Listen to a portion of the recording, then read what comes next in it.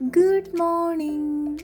ഈ മോർണിംഗ് നമ്മുടെ ബാംഗ്ലൂരത്തെ ലാസ്റ്റത്തെ മോർണിംഗ് ആണ്. ഇത് കഴിഞ്ഞ് നമ്മൾ വീട്ടിൽ പോവാണ് കേട്ടോ.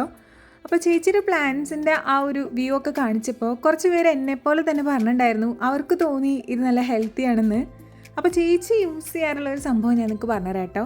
സവാള നന്നാക്കാൻ നേരത്ത് സവാളയുടെ തൊണ്ട് മാത്രം എടുത്തിട്ട് ഒരു ചെറിയൊരു ബോട്ടിലാക്കി വെച്ചിട്ട് കുറച്ച് വെള്ളവും കൂടെ മിക്സ് ചെയ്ത് വെക്കുക. എന്നിട്ട് ഒരു 2 ദിവസം കഴിയുമ്പോൾ ആ ഒരു തൊണ്ടെല്ലാം മാറ്റി വെള്ളം മാത്രം എടുത്തിട്ട് ചെടികൾക്ക് സ്പ്രേ ചെയ്യാം കേട്ടോ. പിന്നെ നേരത്തെ കാണിച്ച നീം കെയറും യൂസ് ചെയ്യാറുണ്ട്. അത് വെളിയിൽ നിന്ന് വാങ്ങിച്ചതാണ് കേട്ടോ.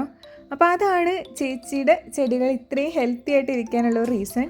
പിന്നെ ഇതേപോലെ സ്പ്രേ ചെയ്താണ് എപ്പോഴും വെള്ളം കൊടുക്കാറുള്ളത്. അങ്ങനെയൊക്കെയാണ് ചേച്ചി എനിക്ക് പറഞ്ഞു തന്നത്. അപ്പം ഞാനിതൊക്കെ ട്രൈ ചെയ്യാമെന്ന് വിചാരിച്ചിട്ടുണ്ട്. അങ്ങനെ രാവിലത്തെ ബ്രേക്ക്ഫാസ്റ്റ് നല്ല ചൂട് സാമ്പാറും ഇഡ്ഡലിയായിരുന്നു. നിങ്ങളുടെ ബ്രേക്ക്ഫാസ്റ്റ് എന്തായിരുന്നു? ഈ ഫ്ലാറ്റിലൊക്കെ ജീവിക്കുന്ന ആൾക്കാർക്ക് ഈ ബാൽക്കണിയൊക്കെ തന്നെ ധാരാളം കേട്ടോ. അപ്പോൾ എല്ലാവർക്കും ഹാവ് എ നൈസ് ഡേ.